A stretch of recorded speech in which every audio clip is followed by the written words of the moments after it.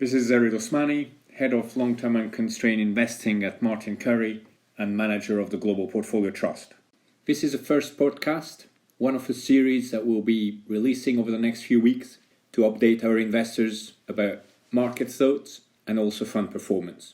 I wanted to kick off these podcasts based on two parts. First one is to give you an update on the market and our views around it. And secondly, to talk to you a little bit about what we're doing in global long-term and constrained. Starting with the market, clearly this is an unprecedented crisis brought up by this pandemic risk of the coronavirus. And it is putting major downside risk to global economic activity, starting with China and Asia, but now spilling over into the rest of the world, of which Europe and the US in particular. This is quite unprecedented in so much that this is both a supply and a demand shock simultaneously. Both of these shocks are almost globally synchronized as well. There's major downside risk to GDP estimates. China, we think, could dip well below 5% GDP growth. And in Europe, we think that region will be flirting with recession again, notably Italy and Germany. Japan, we think, will be in that camp as well. Finally, as far as the US economy is concerned, there should also be a sharp slowdown in H1 as a result of the lockdowns that are being imposed. What it means in terms of recovery is very difficult to assess at this stage. There is sizable policy responses, both monetary and fiscal. It's almost globally synchronized. And you can see that it's very sizable in nature.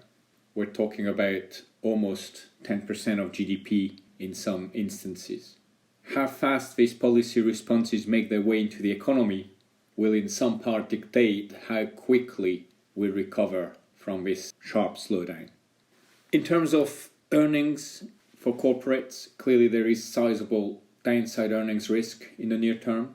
There have already been many profit warnings from companies across sectors. Some companies are altogether suspending guidance. So clearly very difficult to get a sense for the picture near term. But we think that, again, we need to look at it from a long-term perspective. This is an exogenous shock. We've entered into that shock with an economy in a good shape generally. Private sector balance sheets stronger than they were ahead of the global financial crisis, and policy responses that are very rapid and very sizable. So there is a chance, as we get back to normal, that the economy recovers quite rapidly.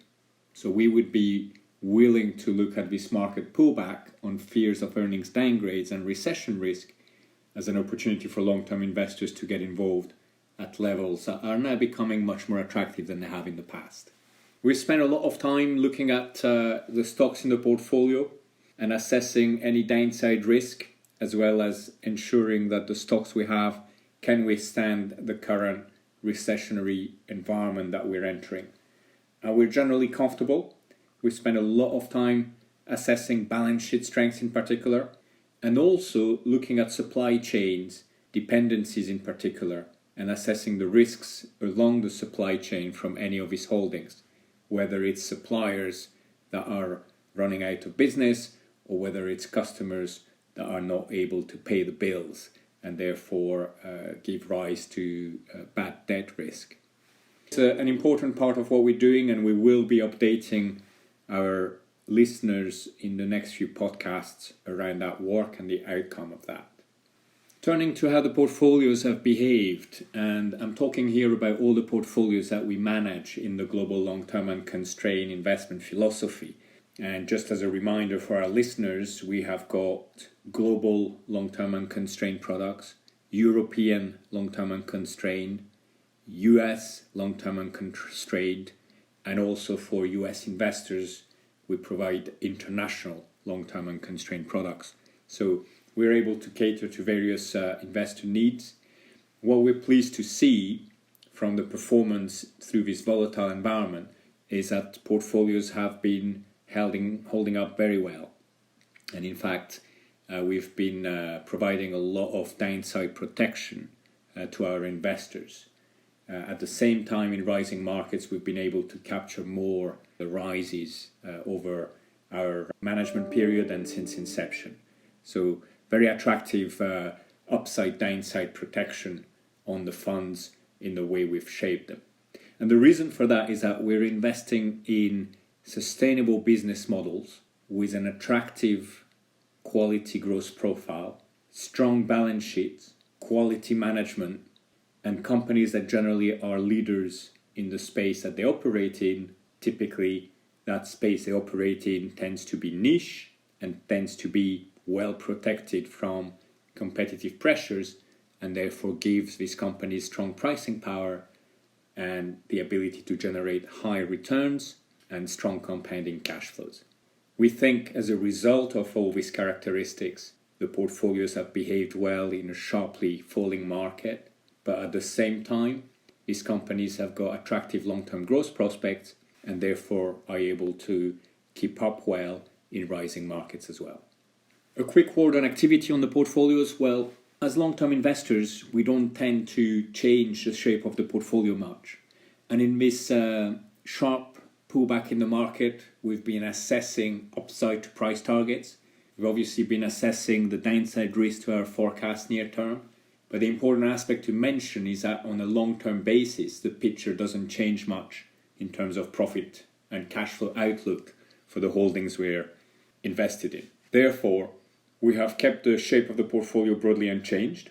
We've been looking for opportunities that are more structural in nature, and it's something that I will be touching on in one of our next podcasts around what opportunities do we see from this pandemic crisis in terms of changes that will be structural in terms of demand. Something that we're quite excited about because we can see some attractive new ideas potentially coming through. I would like to now turn to the actual philosophy of long-term unconstrained and the way we run our clients' money. Very quickly, a background on myself. I joined Martin Currie in May 2018 to take over the leadership of Global Long-Term Unconstrained. To me, the excitement of joining Martin Currie is that focus on long-term unconstrained investing and focusing on building portfolios on a high conviction, best ideas way away from index exposures. We think that that's the best way to harness the potential alpha that we see in the market and to manage our clients' money on a long-term perspective, which we see as 5 to 10 years. The three important cornerstones of what we do is that we're long-term unconstrained investors, which we've already defined. We're quality growth in the type of stocks that we look for, and we find them using fundamental research that we do on a systematic basis.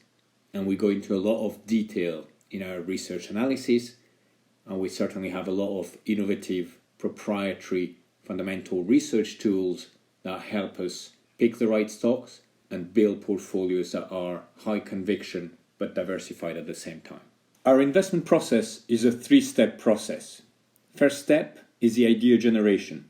That's where we screen for quality growth ideas. From that, we move into step 2, the in-depth fundamental research, which is where we're analyzing companies that we want to invest in a very great deal of detail.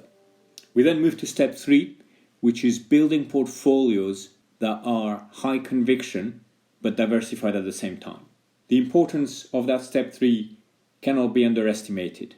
Stock pickers typically focus on step 1 and 2. We think step 3, portfolio construction, is just as important as step 1 and 2.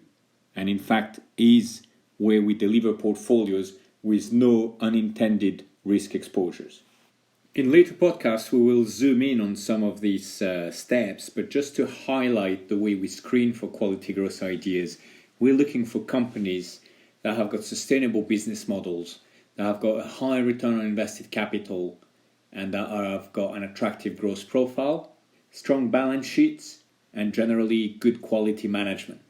This permits us to focus our research efforts on genuinely good quality growth companies that we think will be able to have an attractive compounding characteristic over the long term, which we typically see the market as missing the opportunity because of its focus on short-term earnings rather than the long-term picture. The next few podcasts we will zoom in on step 2 and 3, specifically how we have a structured research platform where we systematically analyze all risks to an investment case, and the third step, which is building portfolios that are high conviction and diversified at the same time. At this stage, I would like to end this podcast by again coming back to the market conditions. Yes, there is a lot of uncertainty in the markets. There is a lot of fear as well in the market. And that usually for long-term investors is a great opportunity to get involved. We think there are some very attractive stock ideas that we want to gain more exposure to, or stocks that were on the bench that we're able to now find attractive upside and that we're able to therefore get involved in. Again, the importance of being long-term investors mean we can look through these short-term fears and this short-term recessionary environment we're going through, and looking at picking stocks with great business models, strong cash flow characteristics, high returns and strong pricing power that will be able to withstand this crisis and will be able to come out of it as long-term winners in their industries. So with that being said, we think being long-term investors is a great opportunity at the moment, and we're looking forward to updating you on the rest of our investment process in some of our next podcasts, as well as giving you regular updates on market thoughts as part of that. Thank you very much for listening and for your attention. It's Zehrid Osmani, Head of Global Long-Term Unconstrained at Martin Currie. Wishing you all a very good day.